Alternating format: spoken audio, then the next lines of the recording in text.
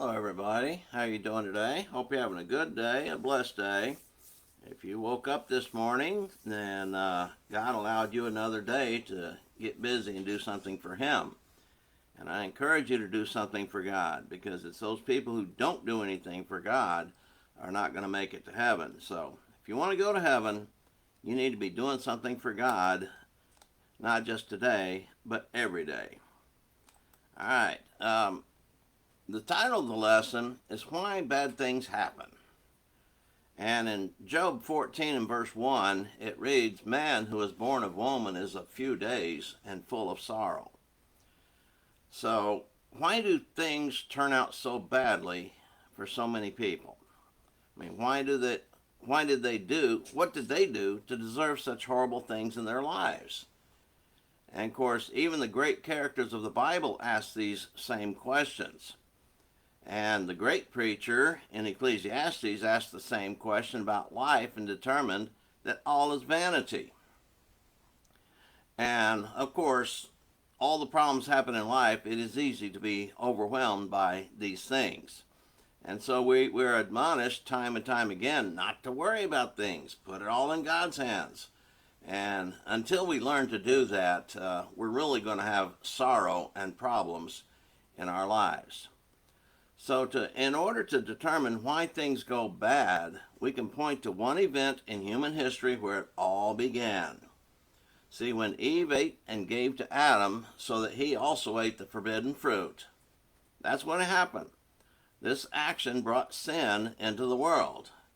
And sin not only is transgression of the law, but sin also is a destroyer of good. And God had good plans for his people, but sin gets in the way and makes the way hard.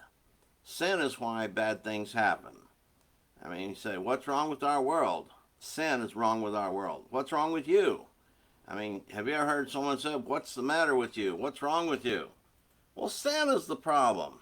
What's your problem? Sin is the problem. And so we have to realize that. See, we look and see people tortured and killed because of the color of their skin. I mean, that's disgusting and it should never happen. Or maybe it's because of the garments they wear or the God they choose to worship. I mean, there's all sorts of reasons why people are mistreated. And there's no doubt that some people are evil, and this evil is promoted so much that they do not even know what they do is evil. And why is that? It's because of the culture they grow up in. And this becomes part of their culture. Culture is inbred so deeply that anything else, anything other than what is true, is really despised. Anything that doesn't fit the narrative of the local culture is despised. And so even the truth takes second place when it comes to culture. And sadly, there's many people who call themselves Christians, but yet their culture takes first place and continuing in their culture. And so, whatever that might be. And so, people allow their culture to dictate who they're allowed to hate or who they should hate and the animosity they should demonstrate towards them. People are taught hatred. I mean, it doesn't come by naturally. It's not in the DNA, as some people have suggested. No, hatred is taught. And their culture is usually the factor that teaches that hatred. And so they allow culture to promote what the Bible calls sin. I mean, you go into a lot of communities with various cultures and you see things going on that the Bible definitely condemns, but yet hey, that's just normal for their culture. I mean, they've learned to adapt to it, they've learned to accept it, and that's just the way people are. And so when people are hateful people and they're mean people, well, that's their culture which did that. Then everybody turns around and starts blaming everybody of that particular ethnic background of being the same way. And that's not right either. All right, so when given a choice between the truth and their culture, usually culture wins out every time. Because if they leave their culture, they are chided, they are made fun of, they are ridiculed, and sometimes they're even tortured and killed if they leave their culture. And so, most of the time, culture is going to win out above the truth. And that's really sad. And so, what we see is in these cultures, children are taught from the crib to hate. Hate anybody who's not like them. Hate anybody they're told to hate. And it is hard to reason with them that kindness is much better. It would be much better in our world if we treated everybody kindly. And I think everybody knows that, but we always expect the other person to start treating us kindly. But when it comes to us treating them, well, that depends. I mean, that's where it comes down to. And so when cultures are steeped in, let's say, fornication, they cannot see that God has forbidden such. And so they don't see that. And of course, anybody who doesn't practice what they practice, they ridicule and make fun of them, or they downright hate them. I mean, it's just that way. And the Bible teaches us how to treat our fellow man. I mean, throughout the Bible, we're supposed to treat our fellow man with kindness, with respect, with compassion, and all sorts of things. And even if they do differ in doctrine and practice or application, we still have to promote love. God never promotes hatred or animosity. Yes, there were times in the Old Testament God hated what the people were doing, and sometimes He punished them. But it wasn't because He was hateful, it was because He was trying to get them to turn around and start doing what was right. So God always promotes a demonstration of love towards all. In fact, love is the background for all commandments. That's what Jesus said. That's what Paul said. Everything's wrapped up in the command, love your neighbor as yourself. I mean, upon all these facts rests the whole law.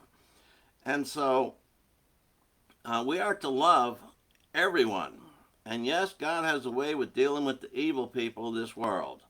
Yeah, sooner or later, they will get what's coming to them. And we know that's true. A lot of times, they suffer sorrow because of what they're doing. You know, in Proverbs, it says the way of the transgressor is hard. And yeah, they think they have the freedom to do whatever they want, but they have problem after problem after problem, and they don't understand that. Whereas those of us who are true Christians, we've basically turned it all over to God, and so we don't have that. We have peace.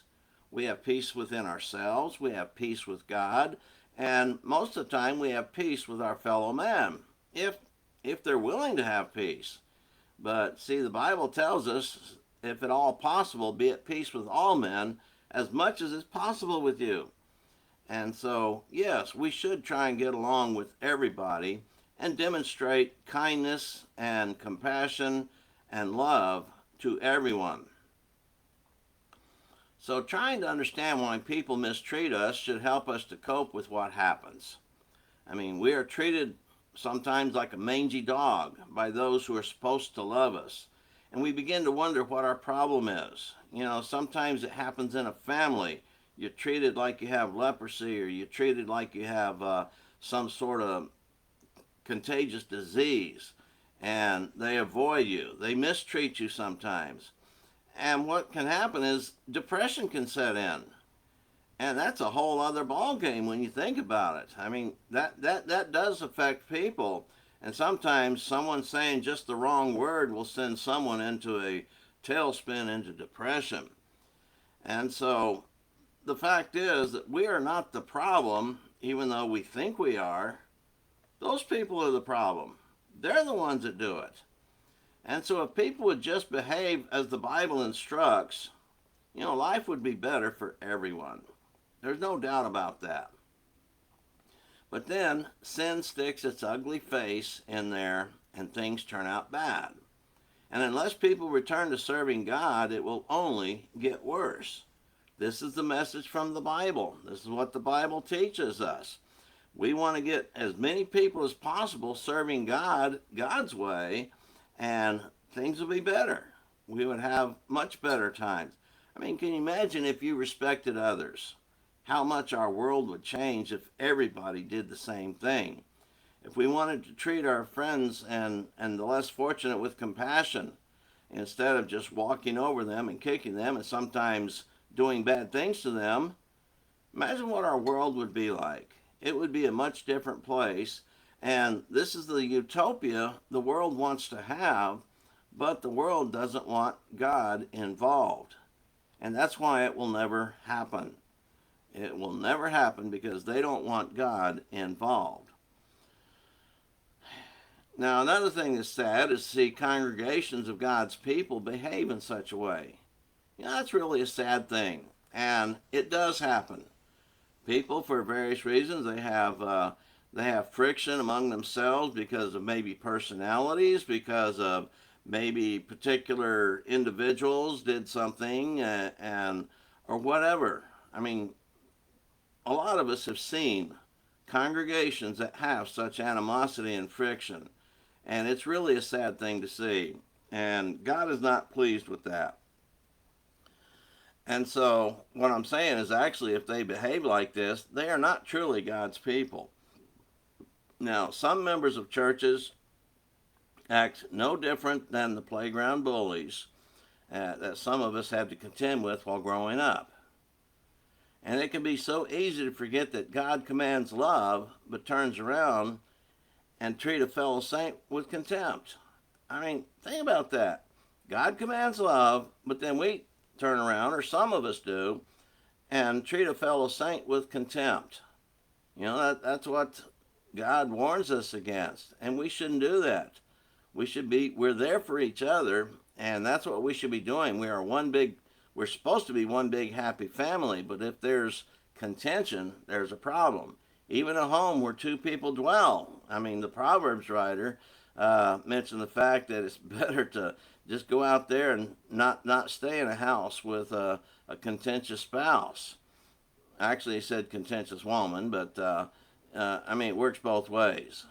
And so, in 1 John 4:20, we read, "If someone says, 'I love God,' and hates his brother, he is a liar. For the one who does not love his brother whom he has seen cannot love God whom he has not seen." Of course, in Revelation 21:8, we know what the final destiny of liars. And it doesn't do any good to say, "Oh, I love my brethren, I love my church members," and yet, if you despise even one of them, that's not going to help you get to heaven. You cannot have animosity. You cannot despise someone. I mean, maybe someone's hurt you. You realize that. Well, forgive them and then just avoid them if you have to, if they're going to continue on their animosity. And we've had to deal with that. It's best to just let it go and go on your way. I mean, it should not change who you are. You should not, if you're trying to be a kind, loving person, it doesn't do any good to scream back and yell at them. I mean, that's not going to accomplish anything. Just treat everybody the same with kindness and generosity. And if they won't let you do that, then just avoid them if you have to. But we always need to let them know that we care about their soul and we're concerned about them. All right, now the point of all this is all things turn into sorrow when God's ways are not followed. I mean, there's just no doubt about that. Yes, we have a lot of things going on in our world, but we also see the wickedness that it's causing. And there's a lot of sorrow when God's ways are not followed. And so we all need to learn from God and learn to love others, then be able to teach others about God. I mean, look at the example of Ezra, chapter 7 and verse 9. Or is it 9 verse 10? Sometimes I get goofy there. But anyway, Ezra purposed in his heart to learn the law of the Lord so that he could do the law of the Lord and that he may be able to teach God's statutes in Israel. So yeah, we've got to learn the law of God, do the law of God, and teach the law of God. That's what God wants from each and every one of us, and that's what we need to do. And so learning God's law means learning how to love others. So that's why bad things happen. People do not respect God, they don't respect other people, they break the law, they sin. So sin is why bad things happen. Think about this lesson. Lord willing, be back again tomorrow with another lesson. All right, bye bye for now.